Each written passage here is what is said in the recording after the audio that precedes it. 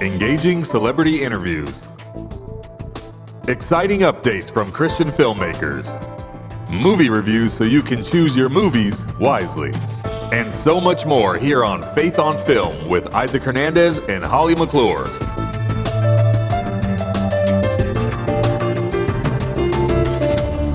Hello, everyone, and welcome to this week's episode of Faith on Film. I'm Isaac Hernandez here with my co-host, Holly McClure. Holly, what do we have for everyone today? Hi, Isaac. Well, we've got a movie that both of us watched and was very different, but we liked it. And then some didn't like it, and we'll tell you why. It's called Trail of Vengeance by Skipstone Pictures and our friend Johnny Remo, who, listen, Johnny's been around for a long time. He was on One Life to Live, General Hospital. He's in the movie Innerspace. He was an actor who then became a producer, director, even writer, and has written movies that you and I have reviewed, Hard Flip, Cutback. Those are the teen movies that he kind of started off doing. He did F.R.E.D.I, F.R.E.D.I, if people remember that. Max Winslow in The House of Secrets, Monstrous, The Chariot. I mean, really, he's done a lot of movies, I think 17 or 18. So he's with us today talking about his film career and especially Trail of Vengeance. Well, I tell you, one of my favorite ones of his was Like a Country Song. That was just a really good, for me, it was a really good movie. This one is definitely very different, and you had a great interview with him. Well, let people see and think for themselves. All right, let's take a look at the trailer and then on to your interview with Johnny Remo. My mama used to tell me, vengeance is mine, saith the Lord. I gotta believe if there is a God. Might be a good idea to drop your gun. Pay evil men for the evil that they do.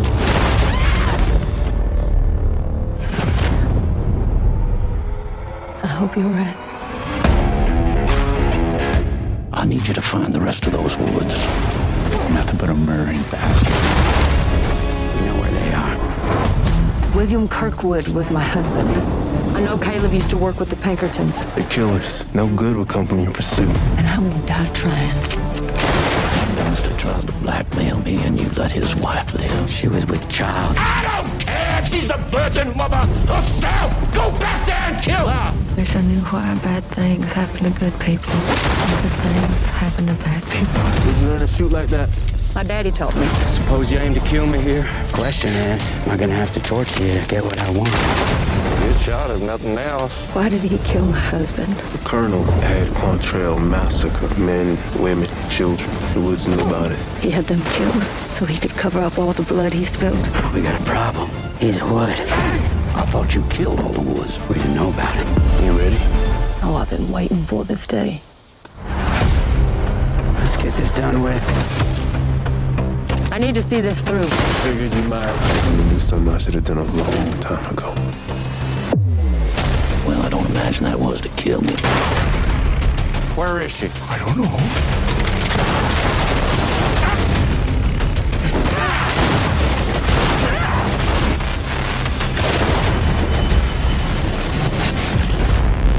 Vengeance is mine, saith the Lord.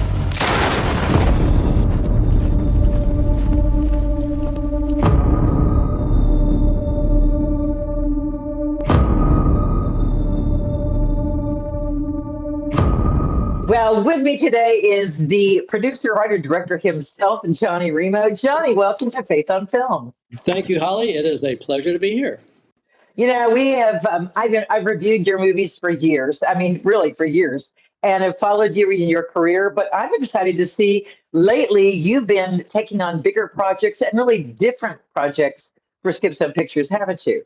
Yes, we branched out quite a bit and got to, because of the success of our other films, got to branch out and do bigger films, which is great, and work with some amazing actors, some of my favorite actors of all time.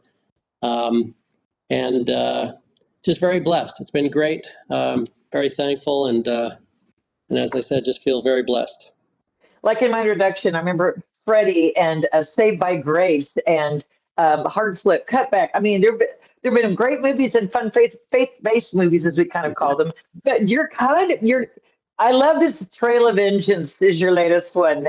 And it has a very different feel. First of all, Graham Greene, kudos. One of my favorites from Dance to the Wolves and on.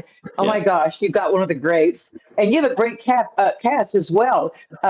Jeff Fahey. Oh my gosh, he's been around for a long time, and others. Talk about Trail of Vengeance and how this is a very different film from other westerns, I think. Well, I think what makes it, so again, about the cast, we have Rumer Willis, who's great, Bruce and Demi's daughter, who did an amazing job. We have, as you said, Jeff Fahey, who's been in anything and everything you can think of, including Kevin Costner's Horizon 1 and 2. He was in Silverado way back. He was the original Lawnmower Man. I mean, Greg, Jeff and I were on One Life to Live together in the late 80s. That's how long I've been. Yeah. That's when I was young and had hair. And you were an actor, by the way. We've kind of not even mentioned that. You've been an actor in word productions, so you know the world, the acting world. Exactly. That's how I learned a lot of stuff, is being on sets. And like I said, Graham Greene, Oscar-nominated actor. We have two guys from 1883 that's great in it. And Jeremy Sumpter, who was the original Peter Pan. So, it's a great cast. They did a great job. What makes it different, and what we always try to do too, even in movies that aren't, faith-based, is that we throw faith in there when you can. We don't shoehorn stuff in there, but there's a scene, I think you saw the movie, Holly, where yes, I did. And not to give too much away, where the Rumer is burying her husband, and she literally asks for Jesus Christ to accept him into his kingdom. So appropriate, we don't just, like you said, just throw stuff in there. Oh, we got to throw stuff in there. But, our movies, all of them, even the ones that, are more on the secular side, have faith content in them. And we never, ever, ever use F-bombs or GDs or any of that in any of our movies. Every once in a while you'll have a damn or something, but that's very few, far and few between. But we try not to ever use an expletive ever in a movie. It's not necessary. We don't do stuff that deals with, just anything demonic or anything to do with, kids being abused or drugs or alcohol or any of that abuse. It's just not what we do. Don't want to do it, don't need to do it, and you couldn't pay me enough to do it. So we try to do that with all of our movies. But Trail of Vengeance, what's great about it is that there's a character in it named John Scobell.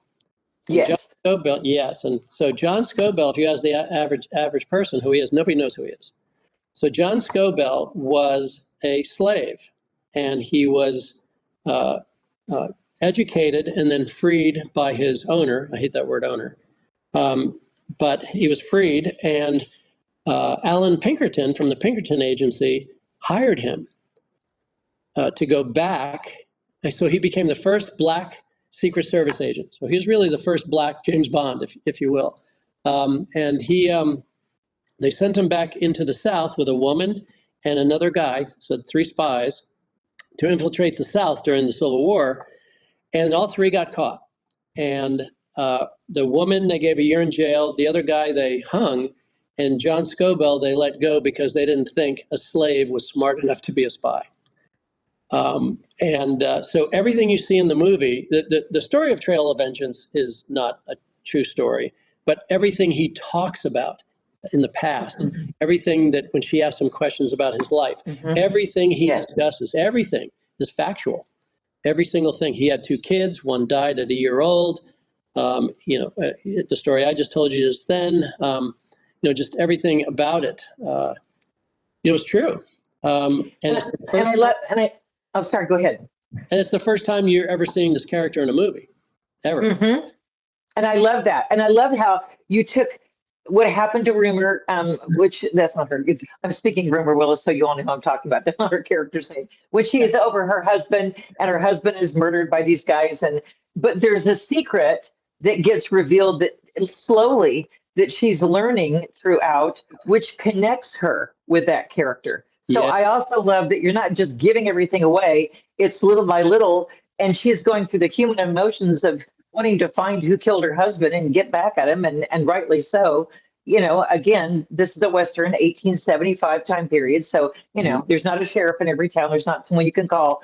And, but I really loved how you're connecting these 2 characters, a little bit of the real history with her and learning about it. And I found it fascinating. And Rumer, this woman, man, the character she played, wow, she went through it. Wow. I mean, And she did did she all have of a her stunt own. double? No, she did all of her own stunts. Everything you Oh, see, she did. I mean, she's definitely a chip off her dad's block, if you will. I mean, she wanted to do it. We did it carefully. She got banged around. Everybody gets a little banged around. When I say that banged around, I don't mean hurt or anything, but it's you're when you have a stunt coordinator that's working choreographs everything.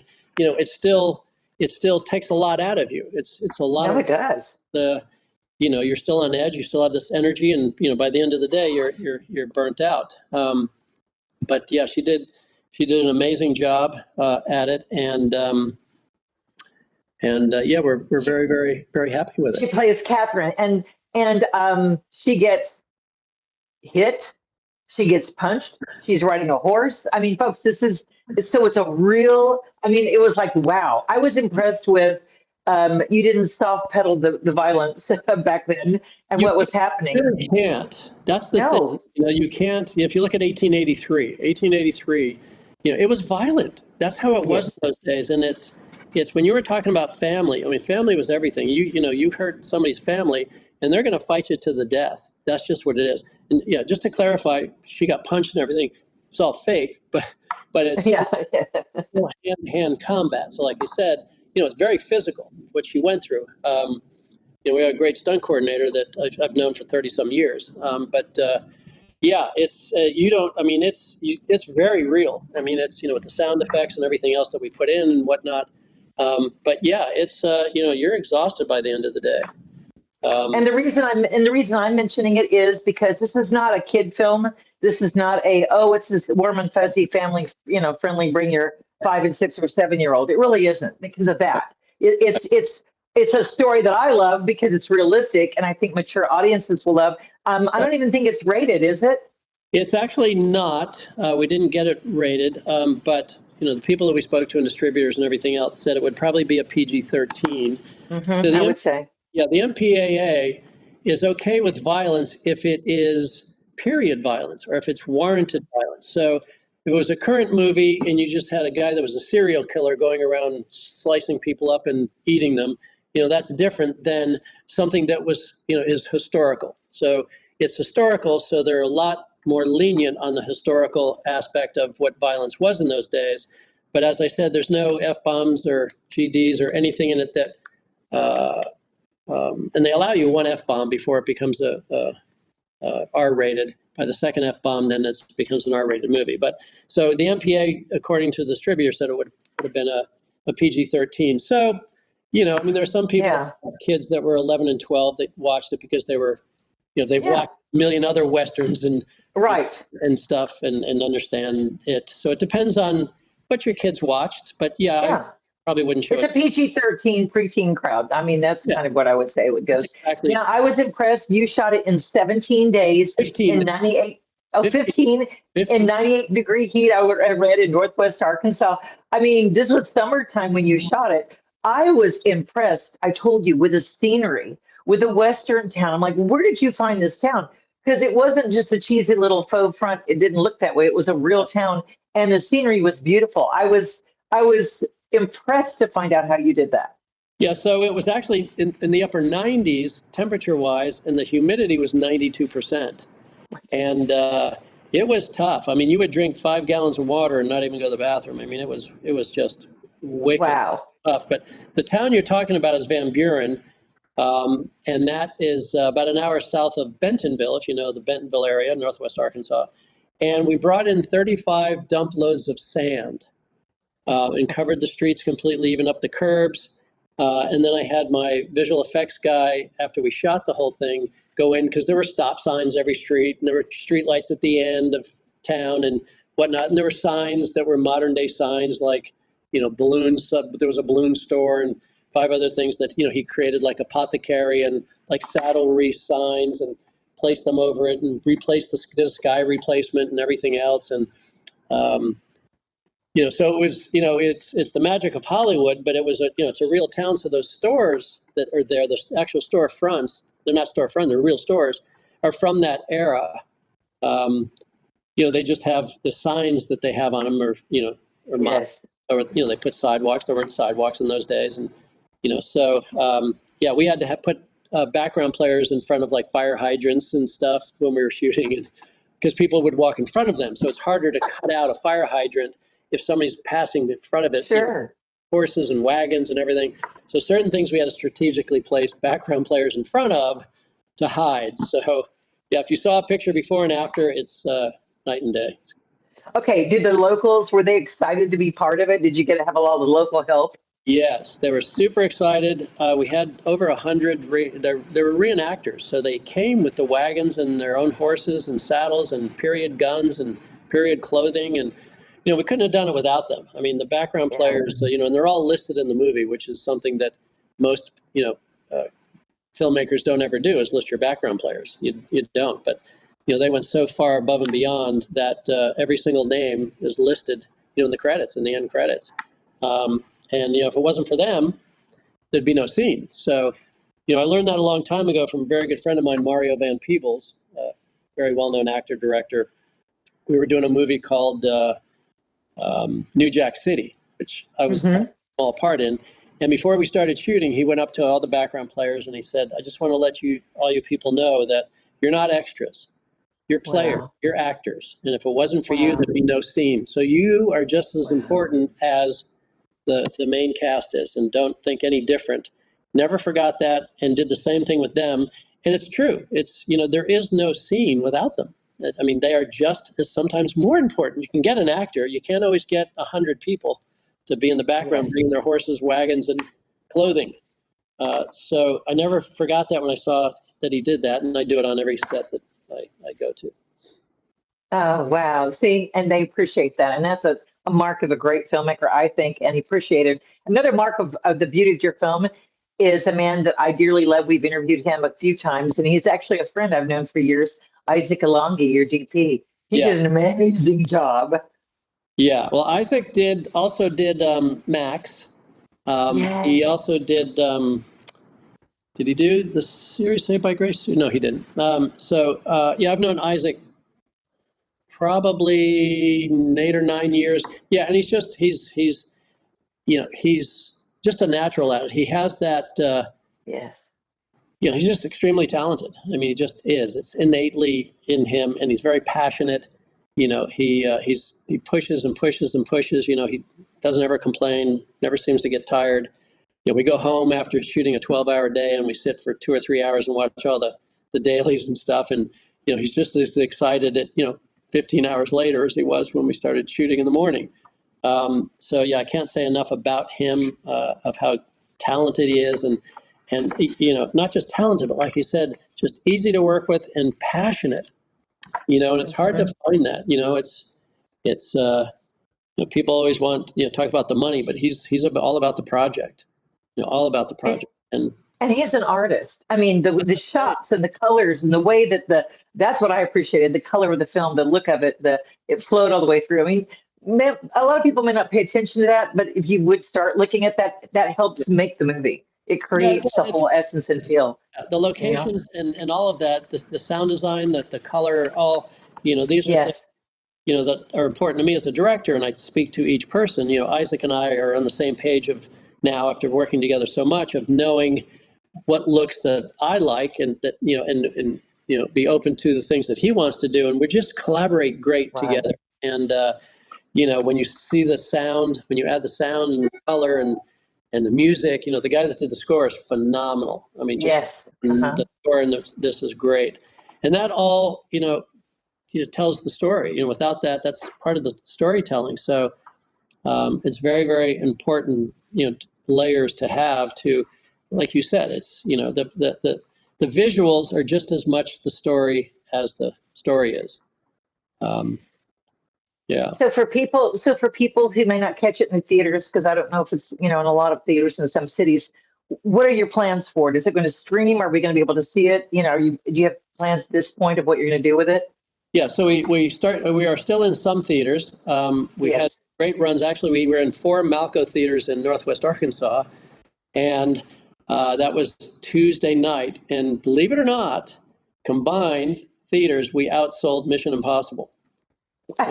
That is It was our stunning. backyard, so that's a big thing. Most of the people that came, were in it and their friends and relatives and everything, but I can still say that. So, You can still say it. yeah, we were sold out in a couple of theaters, and there were 200-seat theaters. So it was great, but it is available on demand right now, and you can see it on Apple TV, Amazon, Fandango at home, Google Play, your usual pay-per-view, Okay. wherever you have. Yeah, and then it comes out on DVD June 10th. So Wonderful. yeah, it'll be all Wonderful. Yeah. Okay, folks, Trail of Vengeance, Skipstone Pictures, Johnny Remo. He's done so many films that some of you have probably already seen and didn't even realize it. But we just love hearing from you, Johnny. Thank you for coming on and talking about what you're doing. I am so excited for you and your career. Anything that you have, like you're working on next that you can let us know about, or you taking a break for a while? Yeah, there's another Western that's in the works, and then we have a drama that I really like. I didn't write it, I wish I had. It's an extremely well-written drama, and it deals with PTSD from the war, and it's pretty intense. Yeah, and we're talking to some pretty good-sized actors about it, so it'll be one of the two, God willing, that we get to do, and excited about both of them, and where God's going to take us with everything. Well, we are going to have you back when you can put those out, and we'll do those as well, because I want to keep up with what you're doing. And God bless you. And we just thank you for coming on and sharing with us, and just wish you all the success and blessings for A Trail of Vengeance and beyond. Thank you, Holly. I appreciate it greatly. God bless. Thanks, Johnny. All right. What makes Capernaum Studios different from other movie studios? We believe in empowering filmmakers to make stories that matter, inspire, uplift, and transform lives. From historically authentic sets to state-of-the-art, fully equipped sound stages, we offer immersive LED and green screen stages, ICVFX virtual production, period to modern sets, a first-century village featured in The Chosen, and much more. We provide everything filmmakers need to focus on what matters in making their vision a reality, producing meaningful content affordably without compromising creativity. Discovering what's possible when creativity meets purpose. Capernaum Studios, empowering filmmakers to make dreams a reality.